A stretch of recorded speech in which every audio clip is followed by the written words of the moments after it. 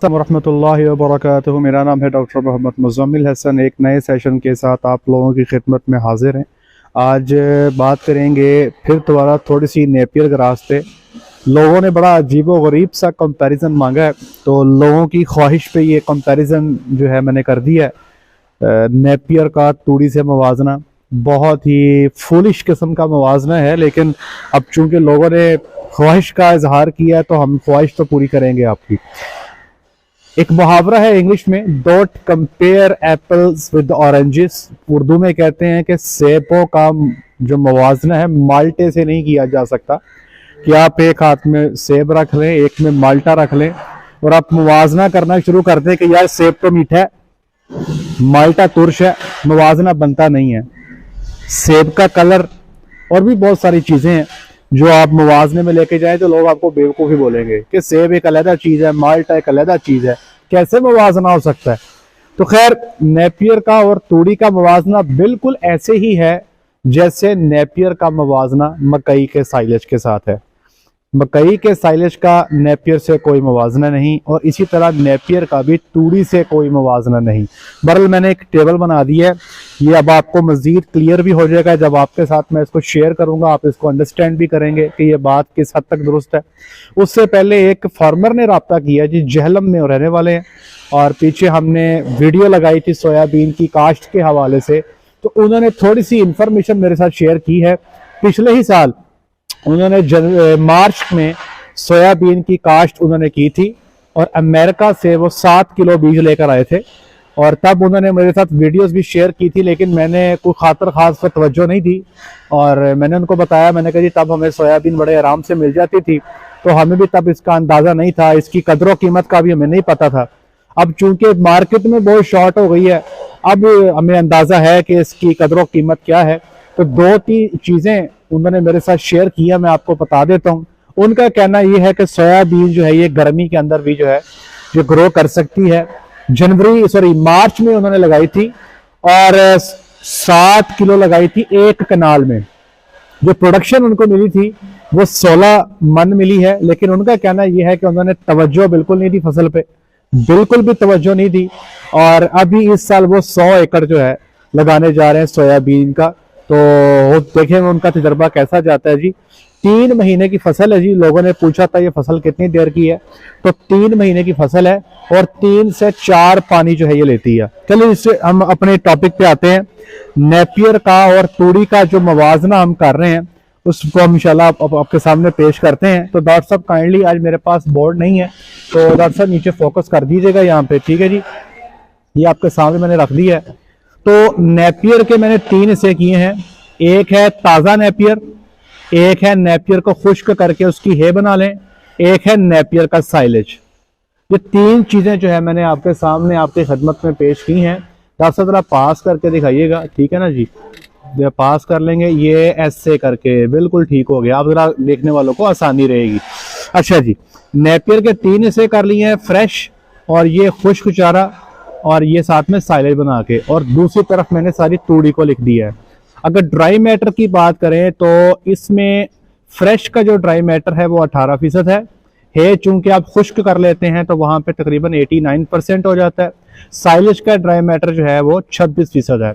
लेकिन अगर आप इसको मजीद 1-2 धूप लगवा के काटने के बाद 30 से 32 पे ले जाएं तो वो ज्यादा बेहतर है।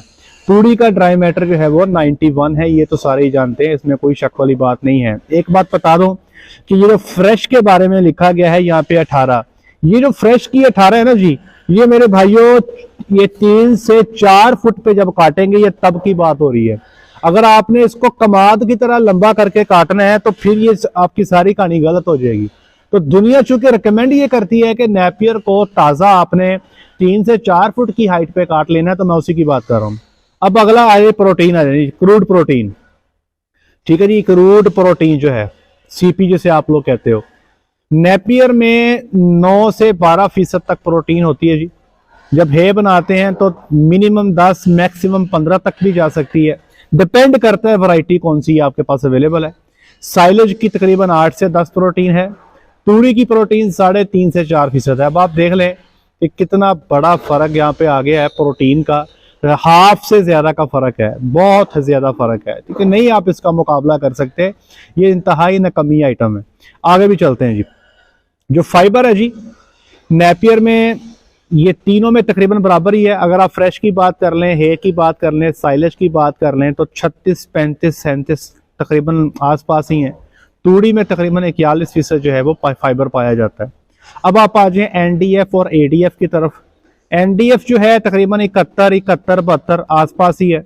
तो फाइबर तूड़ी में जो एनडीएफ है वो थोड़ा सा इससे ज्यादा है।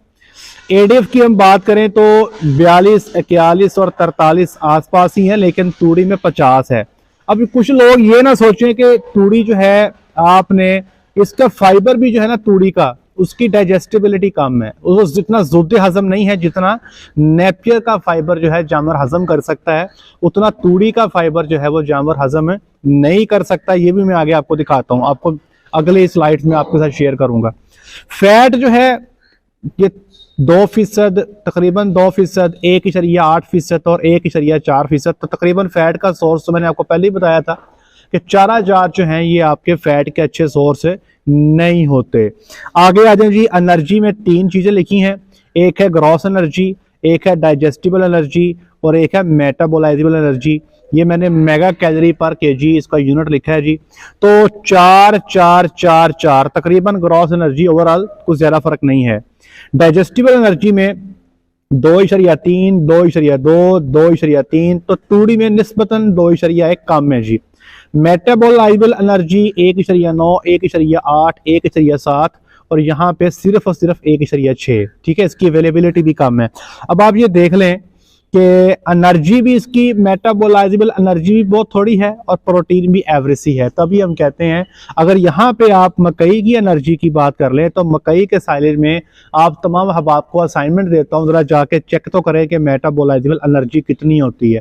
स्टार्च जो है, स्टार्च मकई में 28 से 32% होती है मकई के साइलेज में, लेकिन यहाँ पे स्टार्च इसमें ना होने के बराबर है।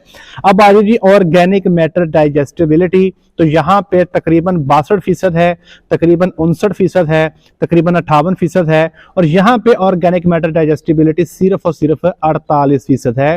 तो तूड़ी जो है हम सिर्फ और सिर्फ जानवर में फिलर के तौर पे इस्तेमाल करते हैं और तूड़ी का कोई खास मकसद जो है हमारा जानवर को खिलाने का नहीं होता। ये जिस फार्म पे हम बैठे हैं, इस फार्म पे डॉक्टर साहब मुझे बता रहे थे कुछ अर्सा पहले तकरीबन 55 किलो साइलेज ये खिला रहे थे, तो मैंने इनको कहा था कि आप लोग इसमें तूड़ी मिक्स करें, अगर आप नहीं करेंगे तो ये साइलेज की तो धुएं पड़ देंगी।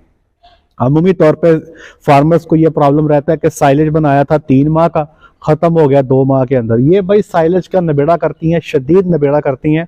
अभी मैनेज किया है तो अब माशाल्लाह 43 किलो जो है 43 केजी ये साइलेज खा रही हैं। तो प्योर ब्रीड इतना तो खाई जाती है जी, 40, 42, 43 किलो ये खा जाती हैं, कोई बड़ी बात नहीं है। लेकिन अगर आप बीच में तूड़ी शामिल नहीं करेंगे तो फिर ये कबाड़ा कर देंगी, आपका शदीद कबाड़ा कर देंगी। तो तूड़ी हम लाजमी शामिल करते हैं, कुछ फिलर के तौर पर भी, सस्ता फिलर है, अब तो खैर इतना सस्ता रह भी नहीं गया। तो तूड़ी का नेपियर के साथ कोई कंपैरिजन नहीं है, ना ये प्रोटीन का अच्छा सोर्स है। फाइबर इसमें जरूर मौजूद है, लेकिन फाइबर की डाइजेस्टिबिलिटी, अवेलेबिलिटी एक बहुत बड़ा क्वेश्चन मार्क है। बल्कि होती है तूड़ी और साथ ही साथ एनर्जी में भी तकरीबन फारग है। ऑर्गेनिक मैटर की डाइजेस्टिबिलिटी भी इसकी बहुत कम है। अगर हम नेपियर की बात करें तो स्टार्च का सोर्स ये बिल्कुल भी नहीं, फैट का सोर्स ये बिल्कुल भी नहीं, स्टार्च का सोर्स भी नहीं, एनर्जी का सोर्स भी नहीं, प्रोटीन का एक एवरेज सा सोर्स है। तकरीबन 9 से 12% के करीब आपको इसमें प्रोटीन मिलती है। मैं एडवाइस करूंगा कि अगर आपने 12% पे ही खेलना है तो आपको बहुत बेहतर है कि आप रोड ग्रास पे जो है चले जाएं। रोड ग्रास की प्रोफाइल को कभी नेपियर से कंपेयर करके आपको दिखाएंगे, तो रोड ग्रास को नेपियर से जब आप कंपेयर करेंगे तो फिर आपने डिसीजन लेना है कि आपने क्या करना है। मैं आपको बता नहीं सकता कि कितने फार्मर्स मेरे से अब तक रब्ता कर चुके हैं, पीछे मैंने वीडियो भी लगाई थी। कुछ दोस्त नाराज हो जाते हैं कि आप नेपियर के खिलाफ क्यों बात करते हैं। देखिए बात यह है कि जब लोग रोते रोते हमारे पास आते हैं ना जी कि हमारा ये नुकसान हो गया तो हमारा वो नुकसान हो गया, तो हमारे दिल में ये बात आती है कि क्यों ना ये बात आगे पहुंचाई जाए ताकि लोग अपना नुकसान ना कर लें। देखें, वो लोग जो ऐसे इलाकों में रहते हैं जहां पे साइलेज अवेलेबल नहीं है, वो लोग जो बेचारे जिनके पास चारा ही नहीं है, जो तूड़ी बंडा खिलाते हैं जानवरों को, उनके लिए एक किस्म की ये आप कह लें कि मैजिकल फॉडर है। उनके लिए तो ये बहुत ही अच्छी चीज़ है। जानवर तूड़ी खाने के बजाय नेपियर खाएंगे तो बड़ा ही फायदा होगा, शदीद फायदा होगा। और ये चूंकि चिड़ी से चिड़ी जमीन के अंदर भी हो जाता है, थोड़ा सा सख्त जान पट्टा है, तो फार्मर को बड़ा फायदा होता है उस जगह पे। लेकिन अगर आप बैठे हो फैसलाबाद में, चनियोट में, ओकाड़ा में, साहिवाल में, कसूर में, दीपालपुर में, मक्की की बेल्ट में बैठे हो, पहले मकई का साइलेज लगा के अपने जानवरों को मकई का साइलेज खिला रहे हो, तो फिर आपने जनाब आपका दिल कर पड़ा कि क्यों ना मैं नेपियर लगा के मकई का साइलेज ज्यादा कर दूंगा, मेरी प्रोडक्शन बराबर रह जाएगी। तो मेरे भाई वो बराबर है किसी सूरत आपकी नहीं रहेगी, किसी सूरत नहीं रहेगी। उम्मीद करता हूं कि ये नेपियर वाला चक्कर काफी हद तक आपका क्लियर हो जाएगा। मैं इंशाल्लाह बहुत जल्दी आपके सामने 3 किस्म की है, नेपियर की है और रोड ग्रास की है, और जो है ना जी आपकी एल्फाल्फा लूसन जिसे कहते हैं, उसकी जो है उसका मवाजना आपके सामने लेके आऊंगा, ताकि आपको पता हो जो आप जानवरों को खिला रहे हैं, जो आप उनको डाल रहे हैं, आप किधर खड़े हैं, आपके जानवर किधर खड़े हैं। तो उम्मीद करते हैं कि ये आपके राशन फार्मूलेशन में आपकी काफ़ी हेल्प करेगा। तो जी आज के लिए इतना ही। अपना ख्याल रखें, दुआ में याद रखें, 5 वक्त की नमाज बाद जमात अदा करें। अस्सलामु अलैकुम।